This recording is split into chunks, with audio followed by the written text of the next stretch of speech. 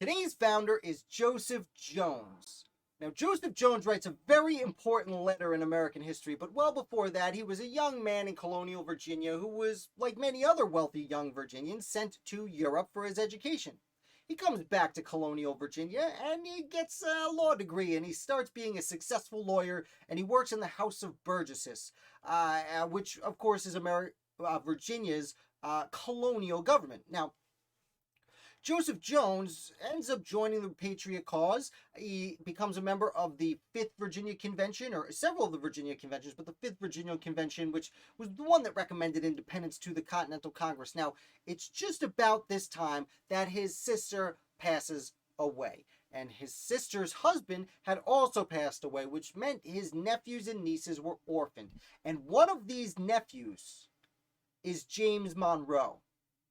And 16-year-old James Monroe is now brought into Joseph Jones's house and adopted as his own son. Now, 16 years old was already pretty old at this time because it would only be about a year before Joseph Jones gets James Monroe a job in the Continental Army as a very young officer who gets wounded and serves valiantly throughout the war. And then decades go by and James Monroe becomes president. And Joseph Jones had an extremely important effect on young Monroe, not only getting him this job in the Continental Army, but bringing him to Williamsburg, introducing him to famous people, or no respectable people, I suppose I should say. Gets him into the College of William and Mary, and just really mentors him throughout his adulthood, which really is the most notable thing in Joseph Jones's life. His mentorship of James Monroe, who of course would be the 5th president of these United States of America. Now, Jones himself would be sent to the Continental Congress. He went in 1777. He only hung out for a few months because he got sick and he returned home, as people would do. Now, about this time, he starts a regular correspondence with George Washington, again, as a Virginian in the Continental Congress. Talking to Commander-in-Chief George Washington was a very important business. But they continue their correspondence when he goes back home. A few years later, Jones returns to the Continental Congress, and this time he would sit for about 3 years in the Continental Congress, and it's during this time that he writes an extremely important letter to George Washington. Now, I'm going to jump up to George Washington here because you probably heard this story, but it's one of the best stories in the American Revolution, and it's worth retelling over and over again. You see, after the Battle of Yorktown, George Washington takes his Continental Army up to Newburgh, New York, which is just outside New York City, and they sit there for like a year and a half, waiting for the British to evacuate Manhattan so they could walk back into New York City, officially say we did it, and go home.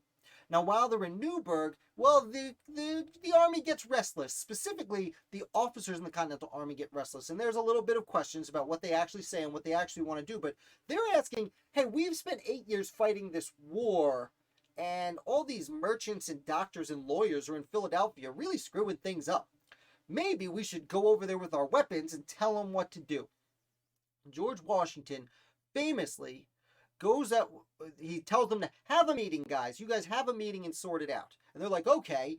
And then who walks in the door? George Washington. He didn't say he'd be at the meeting. He just told us we should go to the meeting. And Washington walks into the meeting and he gets up on stage and he pulls out a letter and he looks at it and he can't read it. It's a letter from the Continental Congress, but he can't read it. And he utters his famous line, "You'll permit me to put on my spectacles." I'm going to paraphrase because, of course, I can't quote in the heat of the moment. "Permit me to put on my spectacles, as I've grown not only gray, but nearly blind in service of my country." Please, in the comments, correct give me the actual quote. And George Washington famously puts on his glasses and then reads the letter. And then he walks out of the room, and by the time he's done with the letter, this room full of hardened generals and officers of the Continental Army are all teary-eyed because they had forsaken themselves and what they were fighting for and the republic they wanted, except Timothy Pickering, who stuck to his guns and said that's all it takes, and Washington leaves. And why am I telling you this story? Oh, that's right, because the letter he was reading in this extremely famous story was a letter written to him by Joseph Jones, the adopted father of James Monroe, who was representing Virginia in the Continental Congress. And that, my friends, is probably the most important moment of Joseph Jones's life. A letter he wrote to George Washington that George Washington couldn't read.